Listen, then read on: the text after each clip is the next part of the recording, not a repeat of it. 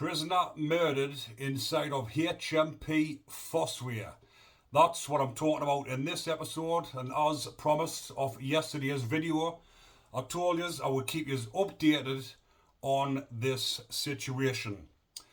This happened on Tuesday, and the prisoner that was murdered was 31-year-old Mahir Abdul Rahman, and he was from Sudan. Now, I'll tell you a little bit about the prison first off. Hmp Fosse, which is in Leicestershire, is a Category C prison which was just opened last June, and it's classed as a state-of-the-art prison because of the facilities that it has inside of it, and it is run on a more of a bit of what you would call a rehabilitation centre. Now, the prison is meant to be, with it being state-of-the-art, having more facilities, it is run like the Scandinavian model. Now, the prisons over in Scandinavia are more about rehabilitation rather than just housing the prisoners. So this was run on that type of model, and that is how it was supposed to operate. But it is a private prison, and it is understaffed. So it's obviously not working what they're trying to do. But there's also a few other issues with the prison, which I'll talk about before I get on to the actual murder inside the prison. And this is information that I've received about the prison, and it's also when I've been looking up and done a bit of research on Google about the prison. The prison, what I've been told, has started accepting Category B prisoners because of the overcrowding in the prison system, which I've done videos on previously over the last couple of weeks, talking about the overcrowding crisis and what is actually happening inside of the prisons. So this prison has started accepting Category B prisoners to mix in with the Category C prisoners. And when I was talking about the model of this prison, the way that they're running the place, as in other prisons where you've got VP wings, then you've got general populations or normal location wings. This prison has none of that. It's all mixed in. Everybody is classed as the same, and they're all mixed in. So you wouldn't see a VPs now because they're all mixed in together, but you would class them as S offenders. I'll not say the word, but you know what I'm getting me drift at. S offenders, they're in for that type of offence. And these are all mixed in together. But this is what they're trying to do with the prison, is try to rehabilitate people, to let people live, or let the prisoners live with each other from both sides of the fence, if you get me drift. The normal location lads and the S offenders. So they've got them all living together. But because they're bringing in Category B prisoners that aren't supposed to be in this prison, then you can imagine what's going to come of that situation. And because Category B prisoners are different from Category C, they're classed as more dangerous.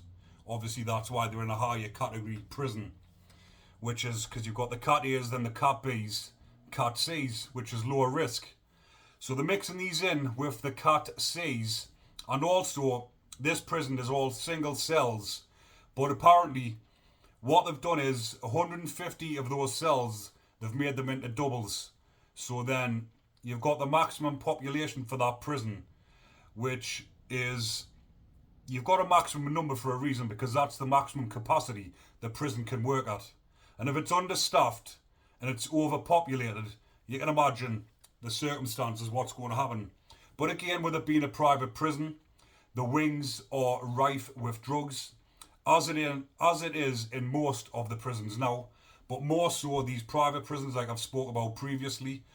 The wings and the full prison is just ram-packed full of drugs, because the staff that are in there, sometimes they turn a blind eye, sometimes they're coming in fresh off the street, maybe probably haven't been trained properly, they're wanting a bit extra money, the prisoners are flaunting a bit of cash their way, and that's how the prisoners are getting the drugs in.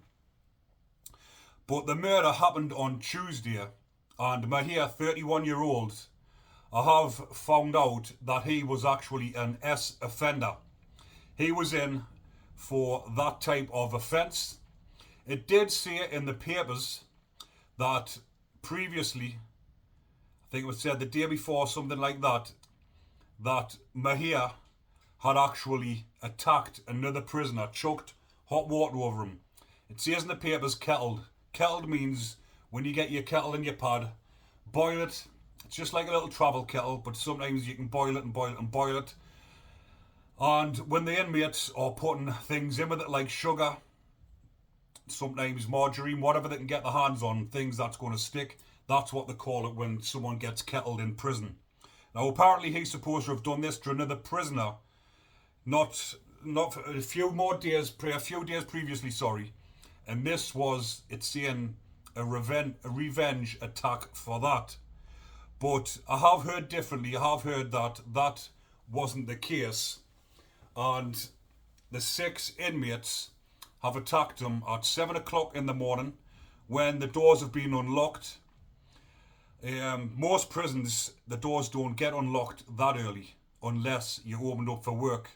But apparently it's been early in the morning, the doors have been unlocked, the prisoners have rushed him, went in his pad, set about him, and subsequently he has died. Now it is saying in the papers as well that the death is unexplained, which they will put it down to that at the minute until the coroner does his report. But obviously they've been arrested, and they've been arrested on suspicion of murder. So them 6 inmates are going to be getting questioned in depth, and they're probably more than likely, with there being CCTV in the prisons, they've seen who's went inside the cell, they've seen who's come out, and they've seen that the inmate that was in the cell has been found unresponsive. So all 6 of those inmates will be charged with murder, and they'll be on the way to probably a Category A prison. Because they won't be getting kept in a Category C after such an offence inside of prison. They will be getting sent to a Category A prison and kept further remanded. Well, obviously they've been serving a sentence because they're in a Category C prison, but they will be remanded until they go to trial, because that is what's going to be happening. It's going to be going to trial. But again, I'm bringing these type of videos to the viewers just to educate you, try and deter some of you, and just to let you all know what's going on inside of the prisons. Because I'm keeping you up to date with what's going on with the overcrowding situation, letting you know exactly what's going on inside the prisons. And as I've mentioned, I've got an app on my phone which is a prison news, and it's just literally everything that's going on inside the prisons. I could upload about 10 videos a day with all the news that comes through, but obviously I just pick the ones that I think the viewers will find more interesting.